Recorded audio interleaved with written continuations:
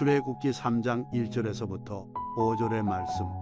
모세가 그의 장인 미디안 제사장 이드로의 양떼를 치더니 그 떼를 광야 서쪽으로 인도하여 하나님의 산 호렙에 이르매 여호와의 사자가 떨기나무 가운데로부터 나오는 불꽃 안에서 그에게 나타나시니라. 그가 보니 떨기나무에 불이 붙었으나 그 떨기나무가 사라지지 아니하는지라. 이에 모세가 이르되 내가 돌이켜 가서 이 큰 광경을 보리라.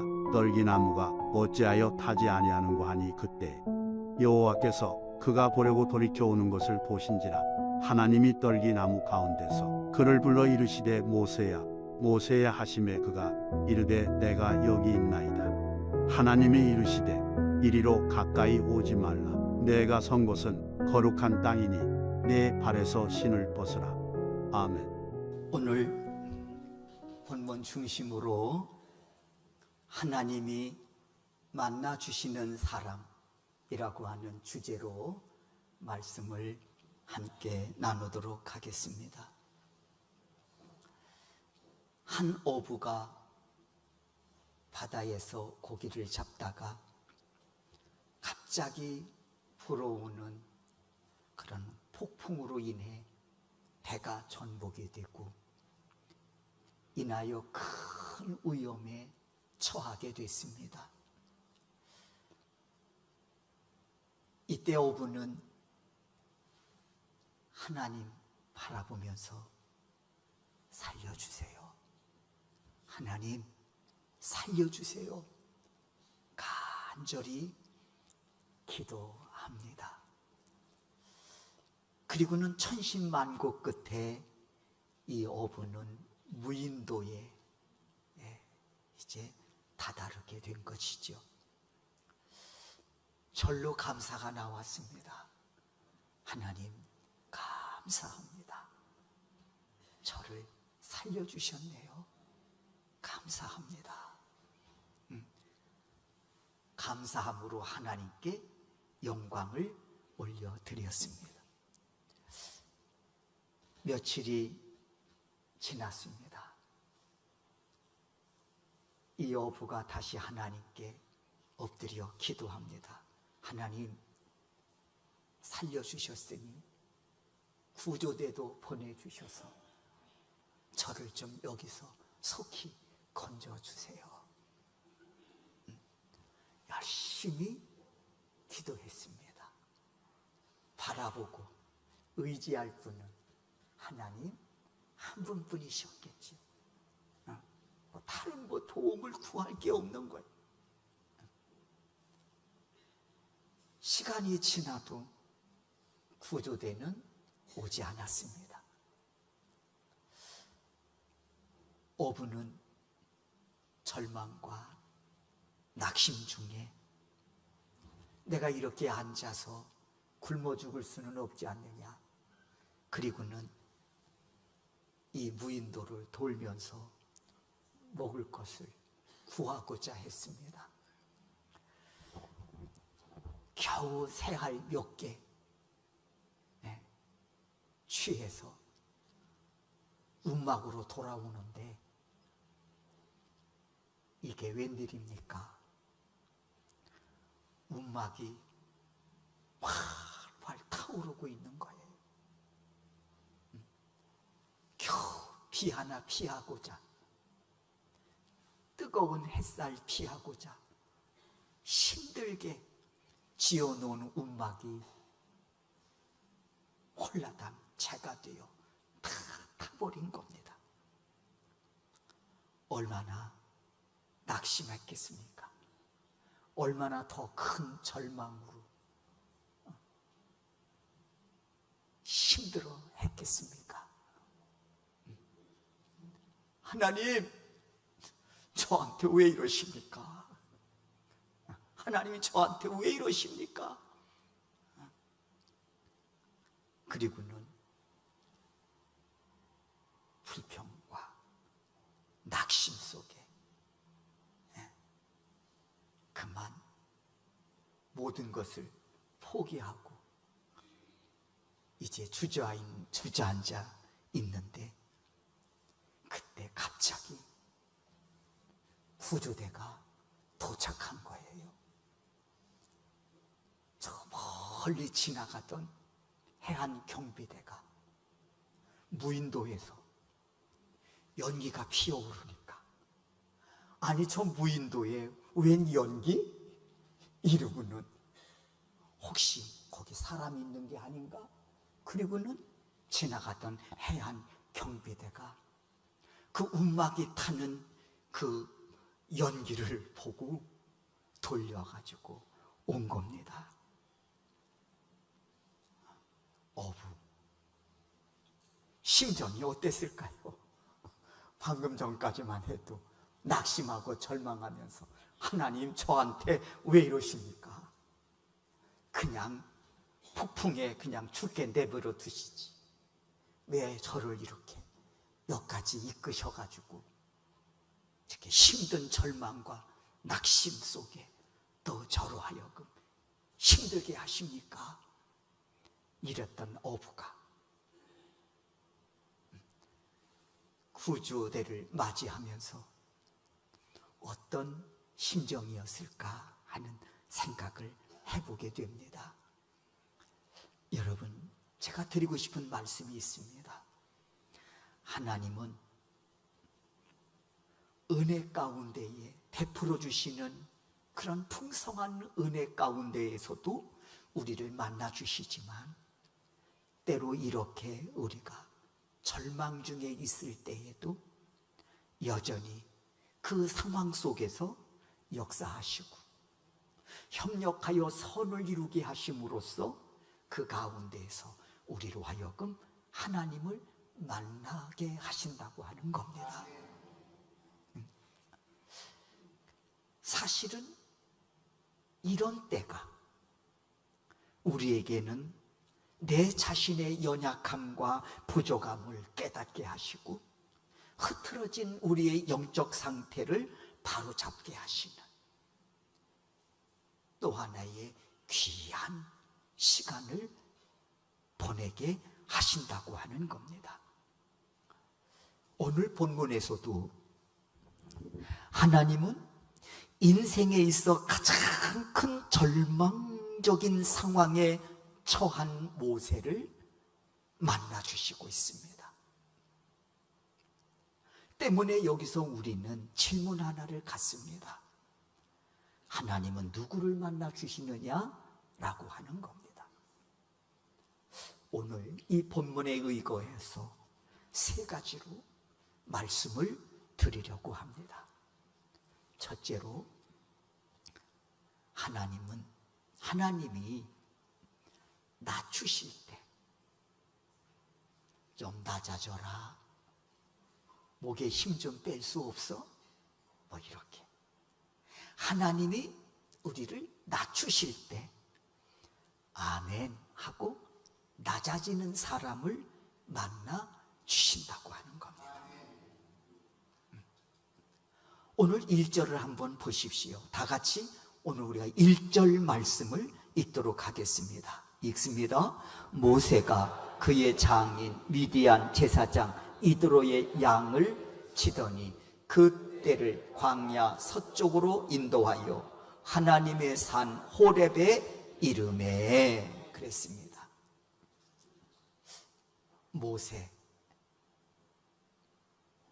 그가 누굽니까? 얼마 전만 해도 바로의 궁정에서 세계의 문물을, 온갖 세계 문물을 습득하면서 차기 대권자로 부상하던 그였습니다. 그런데 오늘 만나는 그 모세는 어떤 모습입니까? 황량하고 척박한 광야에서 양을 치는 그런 목동으로 만나고 있습니다. 그것도 자기 양떼가 아닙니다. 장인어른 이드로의 양떼를 치고 있는 모세를 만나고 있다는 것입니다. 하나님의 모세를 낮추시고 낮추신 모습을 보게 됩니다. 하나님이 때때로 이처럼 의도적으로 낮추실 때가 있습니다. 그때 이것을 하나님의 사인으로 받아, 아, 하나님이 나를 낮추시려고 하시는구나 라고 하는 이런 사인으로 받아 스스로 낮아질 때, 깨닫고 낮아질 때 하나님은 그런 사람을 만나 주신다고 하는 겁니다. 이와 같은 사실은 오늘 본문의 말씀에서 만나는 모세의 경우를 봐도 확실히 그렇습니다. 도망자의 삶을 통해 모세는 미디안 광야에서 40년간 장인 이드로의 양을 돌보면서 낮아짐의 훈련을 받습니다. 그리고 그의 나이가 어느덧 80이 됐습니다. 40년을 척박하고 황량한 그 광야에서 양을 치는 목동으로 지낸 겁니다. 얼마 전만 해도 뭐라고요?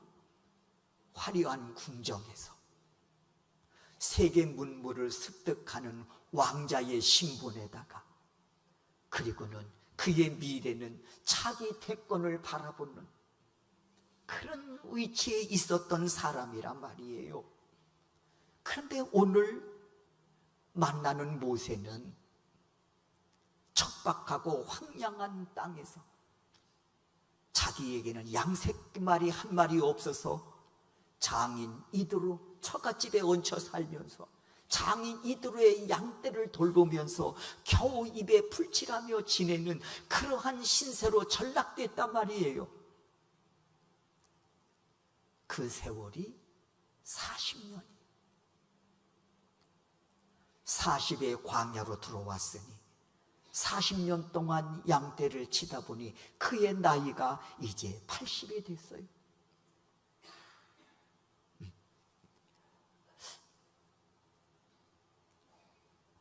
바로 그때 그런 모세를 하나님 찾아오셔서 만나 주신 겁니다. 이때 하나님을 만난 모세를 보면 철저하게 낮아진 모습이에요. 그런 그에게 하나님이 엄청난 사명을 주십니다. 내 백성으로 하여 내 백성을 약속의 땅으로 인도하라고 하는 사명입니다. 내 백성을 이끌고 약속의 땅으로 나아가라. 그러나 여러분 아시지요? 이때 모세는 아멘, 하나님이 찾을 사람을 찾으셨군요. 그렇게 그 사명을 받습니까? 아니잖아요. 거듭 거절하잖아요. 이유는 한마디로 제가 어찌 그 사명을 감당할 수 있겠느냐라는 거예요. 어떻게 제가 그 사명을 감당할 수 있습니까? 그러니까 이때 모세의 거절은 사명을 회피하고자 함이 아니었습니다. 그렇다고 민족을 사랑하는 그 모세의 열정이 식어서도 아닙니다. 그럼에도 불구하고 하나님의 그 부르심을 통해 주시는 사명을 거절할 수밖에 없었던 이유는 모세 입장에서 보면 분명합니다. 40년간 양을 치던 목동이 이제 와서 그 일을 어떻게 감당하겠느냐는 겁니다. 혹시 40년 전이라면 모르겠습니다, 하나님. 그런데 40년간 양을 치던 이 목동이 이제 와서 그 일을 어떻게 감당할 수 있겠습니까? 그리고 내 나이 80에 어떻게 이 백성들을 이끌고 황량한 광야를 지나 약속의 땅으로 이들을 인도할 수 있겠습니까? 하나님, 맡기실 만한 사람을 맡기시지요. 제 모습 안 보이십니까, 하나님? 하지만 하나님은 포기하지 않고 계속 그에게 사명을 감당하라고 명하고 계시지 않습니까? 여러분, 우리가 이 대목에서 놓치지 말아야 할 분명한 사실이 하나 있습니다. 하나님께서 낮추실 때 낮아지는 사람을 만나 주신다는 사실입니다. 하나님이 이 사실을 모르고 모세를 찾아오셔서 사명을 주고 계신 겁니까? 하나님이 이 상황을 몰라서? 아이고, 그렇구나. 네가 40년 동안 이 척박하고 황량한 땅에서 양을 치는 목동으로 지내고 있었다는 사실을 내가 깜빡했구나. 아이고, 네 나이가 벌써 80이구나. 나는 아직도 40인 줄 알았는데. 그래서 하나님이 찾아오셔서 모세에게 이 사명을 주시는 겁니까? 아니. 40년간 하나님은 모세를 다듬고 계셨던 거예요. 그러면서 하나님이 모세를 역사의 무대에 내어놓으시면서 하신 말씀이 있잖아요. 지면에서, 이 땅에서 모세보다 온유한 사람이 있으면 나와봐라. 온유라고 하는 단어 몇 번 말씀드렸지요. 온유라는 단어는 언제 쓰냐? 여러분, 들에서 가장 날뛰는 야생마 있잖아요. 그 야생마를 잘 훈련시켜가지고 명마로 만들었을 때 그때 쓰는 단어가 온유라는 단어예요. 40년 전 모세는 마치 야생마와 같은 자였단 말이에요. 그런 자를 하나님은 미디안 광야로 그를 이끄시고 40년간 다듬으신 거예요. 그러니까 40년간 그를 낮추신 거야. 그리고 모세는 하나님의 손에 의해 낮아진 사람이 된 거예요. 그때 하나님이 찾아가셔서 그를 만나시고 계신 거예요. 그리고 그에게 사명을 주시고 그를 역사의 무대에 내어놓으신 거라 말입니다. 때문에 하나님께서 그를 40년간 광야로 모시고 낮추신 이유가 하나 있습니다. 분명한 거예요. 그게 뭐냐? 겸손한 사람으로 만드시기 위함이라는 거예요. 겸손한 사람. 겸손은 인품이지요. 그리고 겸손한 모습은 마치 그 사람이 지닌 그릇과도 같아요. 겸손의 그릇. 네. 하나님은 그런 겸손한 인품, 그리고 겸손한 그릇을 준비한 모세를 이제 때가 되면 부르시고 계신 거예요. 이젠 됐다. 이제 쓸만하구나 하고 말이에요. 야고보서 4장 6절입니다. 하나님이 교만한 자를 물리치시고 겸손한 자에게 은혜를 주신다 하였느니라. 여러분도 마음은 그릇이에요. 그렇죠? 여러분들은 그런 의미에서 여러분의 마음은 어떤 그릇입니까? 한번 믿음의 눈을 열어 내 자신을 한번 들여다 보실 수 있기를 바랍니다. 주의 종이 소망합니다. 하나님의 낮추실 때 낮아지는 은혜로 그 겸손의 그릇에 하나님의 능력을 채우고 하나님이 주신 사명을 채워 세상 앞에 하나님 앞에 멋진 인생으로 살아가실 수 있기를 주의 이름으로 축원합니다. 가끔 말씀드립니다. 제발 먹다 죽는 인생은 되지 마십시오. 두 번째 하나님이 만나주시는 사람이 있습니다. 4절입니다. 다 같이 한번 읽겠습니다. 읽습니다. 여호와께서 그가 보려고 돌이켜 오는 것을 보신지라 하나님이 떨기나무 가운데서 그를 불러 이루시되 모세야 모세야 하시매 그가 이루되 내가 여기 있나이다. 그랬어요. 저는 여러분, 하나님께서 모세를 부르시잖아요. 모세야 모세야. 그럴 때 그가 이르되 답하지요. 제가 여기 있나이다. 그러는 거예요. 제가 여기 있습니다. 저는 이 말씀 속에서 누구를 만나 주시는가? 하나님을 하나님으로 인정하는 사람을 만나 주신다. 어디서? 그 대답을 통해서. 하나님이 부르실 때 모세가 대답하는 그 모습을 보면서 하나님은 누구를 만나 주실까? 하나님을 하나님으로 인정하는 자를 만나 주시는구나 하는 사실을 깨닫습니다. 오늘 이 4절 내용은 이런 거잖아요. 불타는 떨기나무 가운데에서 모세를 부르시는 거예요. 모세야 모세야. 이때 모세가 대답합니다. 네, 제가 여기 있나이다. 여러분, 이 대답은 단순한 대답이 아니에요. 왜냐하면 이 대답 속에는 이런 의미가 담겨 있기 때문에 그렇습니다. 하나님 말씀하시면요, 제가 듣고요 순종하겠습니다. 그런 의미가 제가 여기 있나이다 하는 그 대답 속에 이런 의미가 녹아져 있다는 거예요.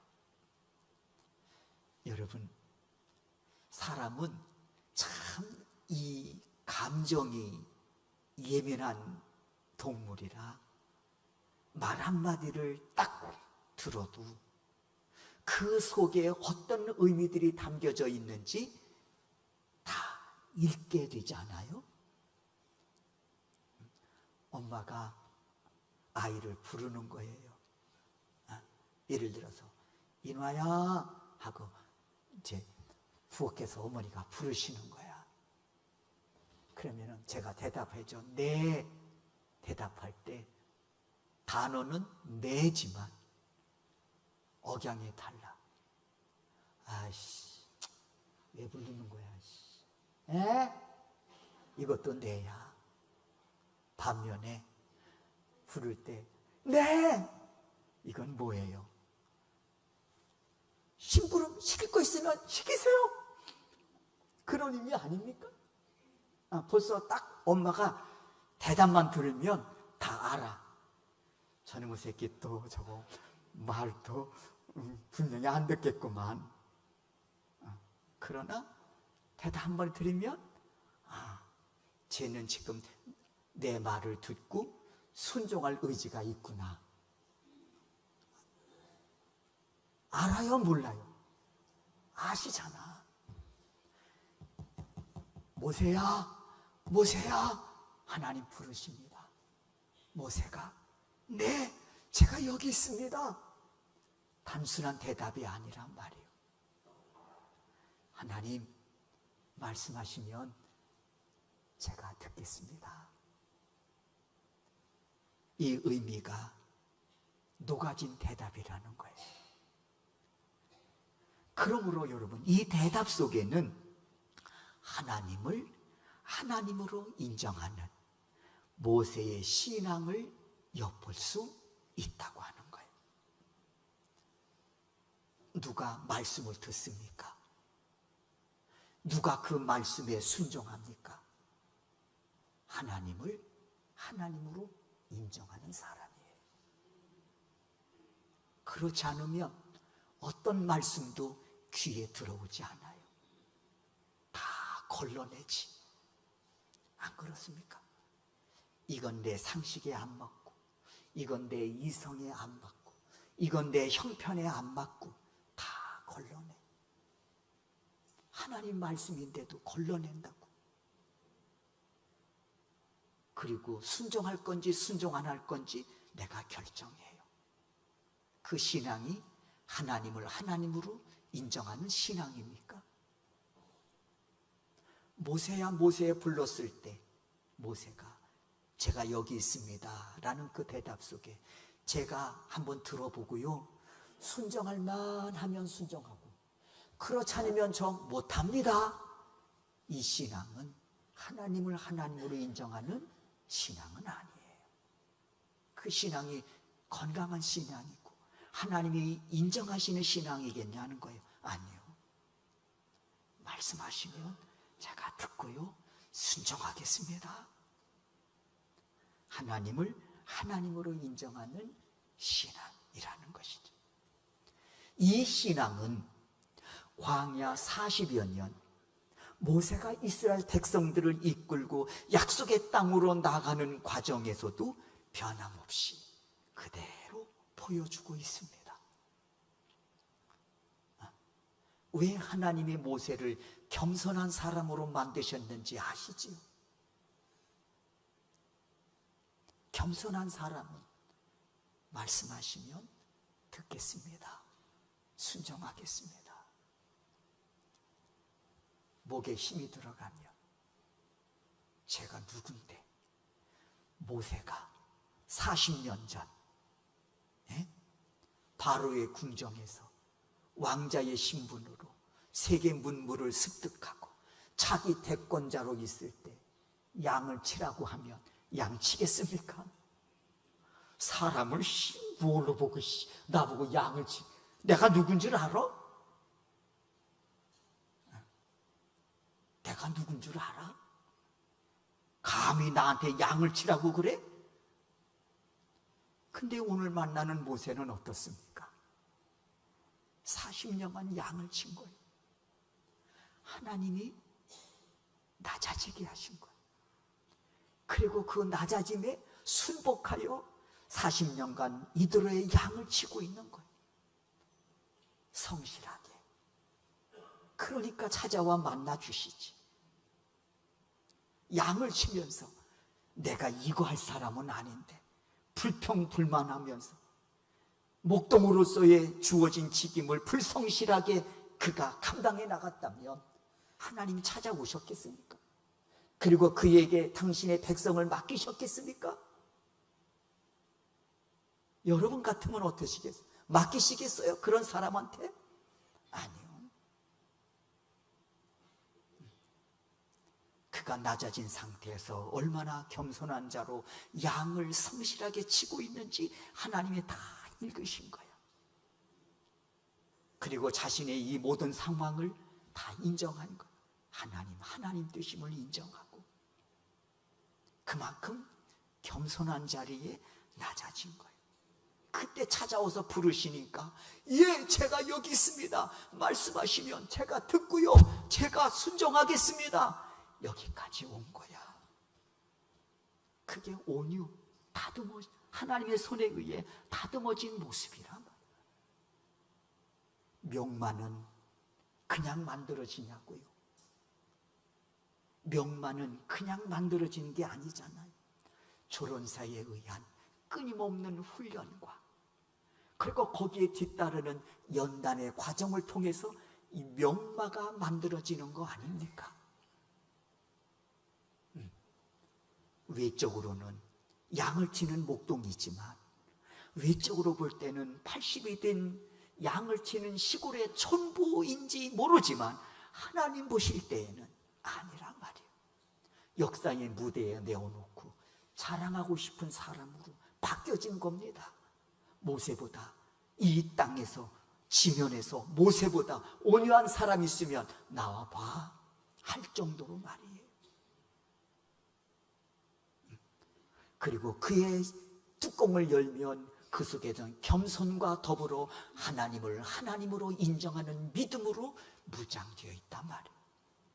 이 신앙은 이스라엘 백성들을 이끌고 광야 40여 년을 지나면서 변함없이 그대로 보여주고 있지 않습니까?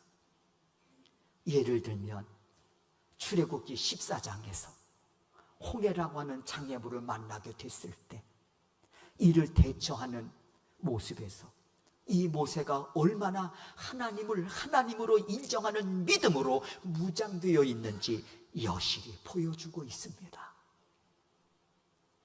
어둠 속에서 빛이 찬란하게 빛나던 말이에요.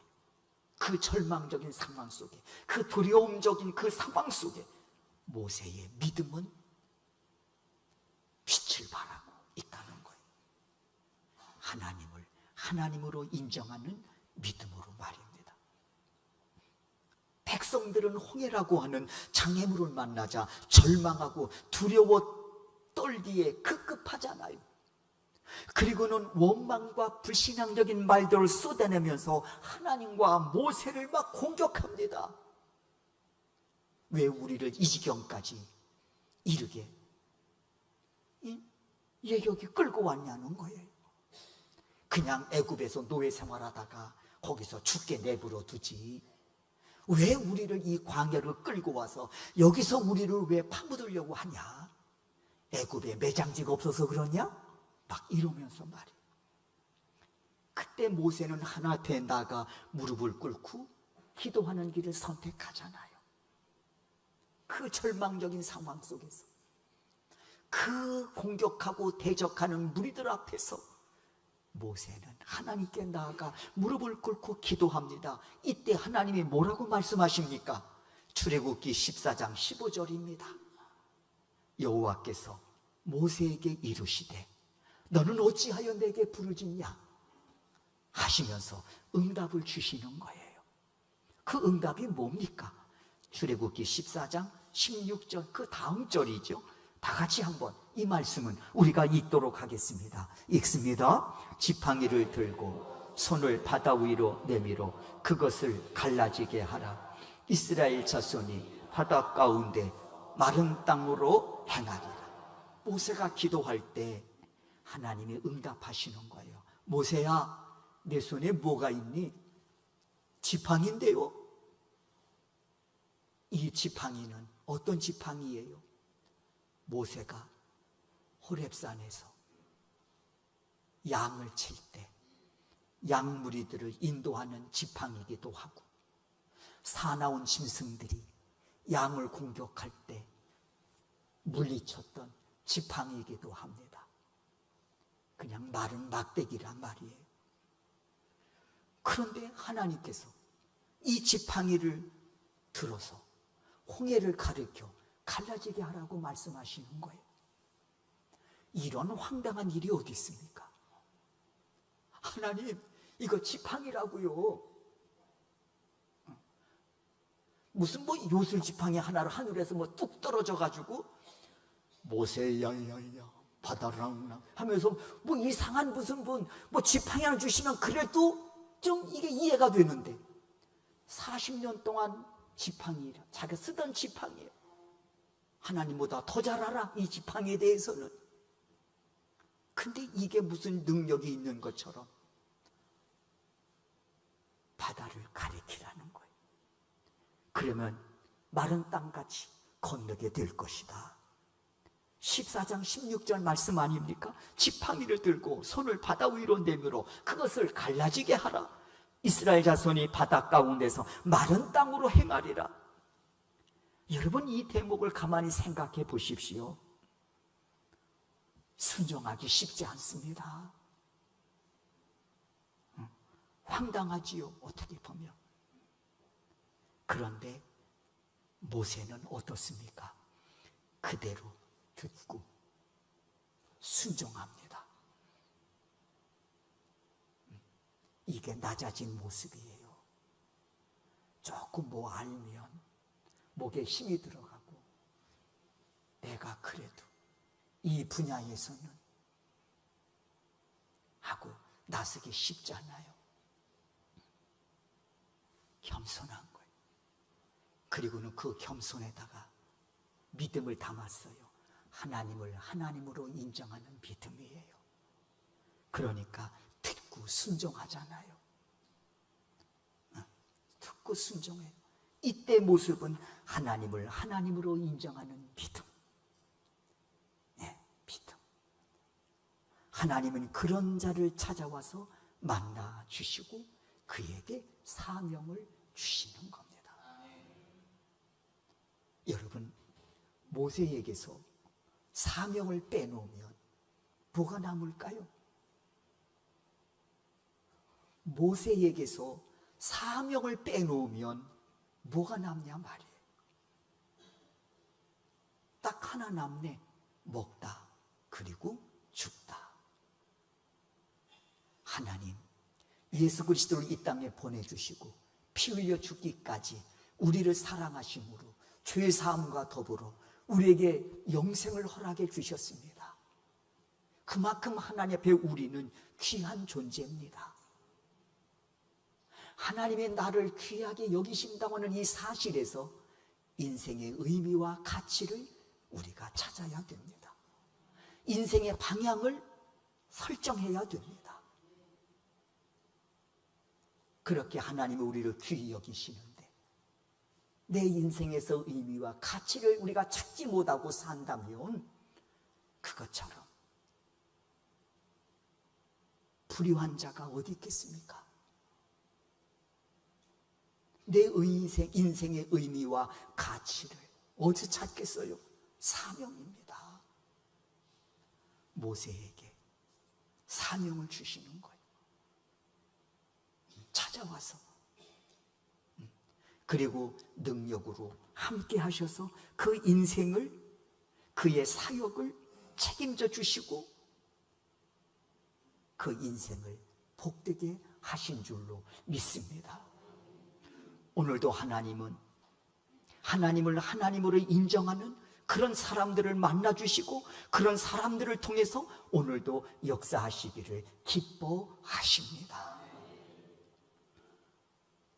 이런 예는 또 있습니다. 모세의 바톤을 이어받은 여호수아 아닙니까? 여호수아 신앙은 어디에서 빛을 발하냐? 요단강에서 빛을 발하는 것, 여리고성에서 빛을 발하는 것이죠. 요단강을 건널 때입니다. 여호수아에게 하나님이 명하시죠. 믿고 내디디라. 홍해 때에는 모세에게 네 지팡이로 홍해를 가리키면 갈라지고 마른 땅이 되어 육지처럼 건너게 될 거라고 말씀하시더니 여호수아에게는 그냥 믿고 내디디라는 말씀이에요. 여호수아 그리고 따르는 백성들 어떻게 반응합니까? 아멘으로 반응합니다. 아멘 하고 요단강에 발을 잠그자 요단강이 갈라져 육지처럼 건넜다고 했습니다. 누가 발을 잠글까요? 하나님을 하나님으로 인정하는 믿음을 가진 자들입니다. 그런 자들을 하나님은 찾으시고 그리고 만나주시고 그리고 그 인생을 복되게 하시기 위해 멋지게 쓰시는 줄로 믿습니다. 나는 여러분의 신앙이 하나님을 하나님으로 인정하는 그런 믿음의 사람들이 되실 수 있기를 바랍니다. 하나님은 때마다 시마다 여러분 찾아오셔서 열려져야 할 것들, 풀어져야 할 것들, 채워져야 할 것들, 하나님의 여러분의 인생을 그렇게 책임져 주시고 복되게 사용해 주실 줄로 믿습니다. 마지막 세 번째예요. 5절을 보면 거룩한 땅에서 신을 벗으라고 말씀하십니다. 저는 이 부분에서 이렇게 세 번째 말씀드리기를 원해요. 거룩한 땅에서 신을 벗는 자를 만나주신다. 5절을 한번 다 같이 한번 읽겠습니다. 읽습니다. 하나님이 이르시되 이리로 가까이 오지 말라. 내가 선 곳은 거룩한 땅이니 내 발에서 신을 벗으라. 그랬습니다. 지금 모세가 서 있는 곳은 호렙산 척박하고 황량한 광야입니다. 위에서는 뜨겁게 햇빛이 내려쬐고 있습니다. 여러분, 성지순례 할 때 애굽에서 지금은 이집트에서 이스라엘 넘어갈 때 사막을 거쳐 지나가는데 그 사막이 여러분 얼마나 뜨거운지 아십니까? 신발을 신어도요, 발이 후끈거려서 서 있기가 쉽지 않습니다. 위에서 뜨거운 거는 내려쬐는 햇빛은 고사하고 발도 뜨겁다고요. 이렇게 생각하시면 돼요. 뜨거운 여름날, 차 본네트 아시죠? 본네트. 거기서 한번 맨발로 서 있으라면, 본네트 위에 올라가서 서 있으라면 몇 분이나 서 있으시겠습니까? 뜨겁습니다. 신을 벗으라. 이유는 네가 선 곳은 거룩한 땅이라는 거예요. 이유는 거룩한 땅이라. 어제만 해도 척박하고 황량한 그것을 수없이 왔다 갔다 했는데 오늘 갑자기 하나님이 그곳은 거룩한 땅이니 신을 벗으라고 말씀하고 계신 거예요. 왜 그곳이 갑자기 거룩한 땅이 됐을까? 그곳에 거룩하신 하나님이 임재하고 계시기 때문에 그렇습니다. 거룩하신 하나님이 임재하셨기에 그곳이 거룩한 땅이 된 겁니다. 오늘날로 말하면 뭔지 아십니까? 지목 변경된 겁니다. 자연 녹지에서 가장 좋은 지목 변경이 된 거예요. 거룩한 땅으로. 그런 의미에서 여러분들은 지목 변경에 앞장선 사람들입니다. 표정들이 왜 이러십니까? 거룩하신 하나님이 나와 함께 계시면 그곳이 거룩한 곳이에요. 여러분의 가정에 여러분이 서 있을 때 그곳이 거룩한 가정이 될 줄로 믿습니다. 사업장이 그렇게, 직장이 그렇게. 우리가 성전을 가리킬 때도 거룩한 성전이라고 말합니다. 건물이 거룩합니까? 아니에요. 거룩한 하나님이 이곳에 임재하고 계시기 때문인 줄로 믿습니다. 신을 벗으라 말씀하고 있습니다. 거룩한 땅이니. 여기서 주시는 또 하나의 메시지가 있습니다. 신을 벗으라고는 의미는 뭐냐? 이제는 내가 너의 인생을 인도하겠다는 겁니다. 너의 인생을 인도하겠다. 여러분은 어떠십니까?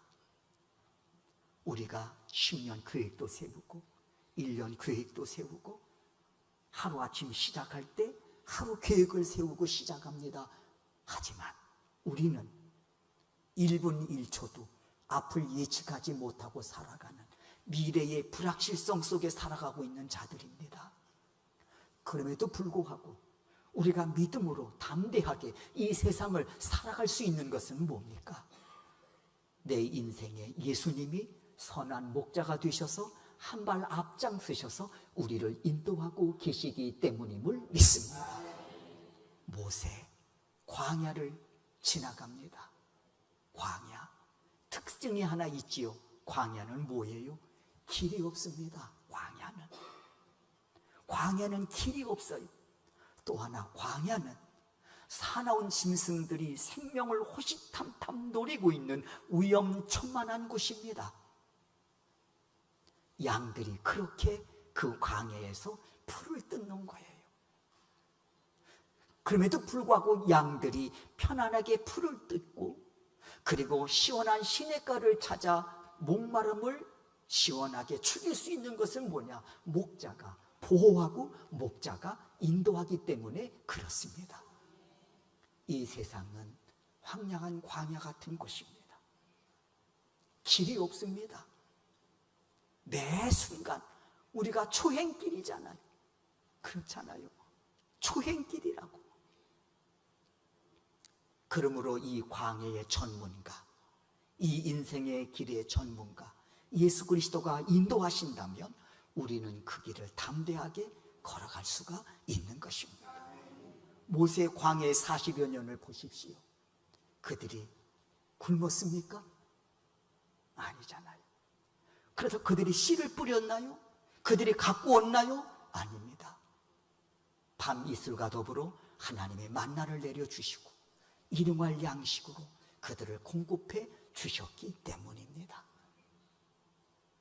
내 뜨거운 떼약빛이 내려쬐는 광야 여정에 하나님은 구름 기둥으로 시원한 그늘을 만들어 주셨습니다. 밤에는 기온이 급강하합니다. 그때 하나님 불기둥으로 이들을 또 품어 주셨습니다. 뭐 하나 하나님의 인도하심이 없이는 살 수 없는 곳이란 말이에요. 신을 벗어라. 뭡니까? 이제 내가 너를 인도하겠다 하는 말씀입니다. 우리 그리스도인들은 예수님을 선한 목자로 모시고 그분의 인도하심 속에 살아가는 하나님의 거룩한 백성들입니다. 신을 벗은 자, 하나님 만나주신다는 말은 뭡니까? 하나님, 내 인생을 당신께 맡깁니다. 책임져 주시고 인도해 주십시오. 이 믿음으로 나가는 자들, 하나님은 그 인생을 이끄시고 반드시 책임져 주실 줄로 믿습니다. 사랑하는 성도 여러분, 목적이 분명한 인생은 방황하지 않습니다. 사명을 통해 성공하는 인생들이 되시기를 바랍니다. 하나님이 낮추실 때 낮아지는 은혜로 늘 하나님은 그 현장에서 하나님을 만나는 은혜가 있기를 바랍니다. 그리고 하나님을 하나님으로 인정하는 그런 믿음으로 무장돼서 주시는 말씀에 귀 기울여 듣고 순종하며 한 발 한 발 내디딜 때마다 하나님의 예비하신 놀라운 역사들이 여러분의 삶 속에 펼쳐져서 이것이 나의 간증이고 이것이 나의 찬송이라고 하는 멋진 고백들이 여러분의 입술을 통해 선포되어질 수 있기를 주의 이름으로 축원합니다.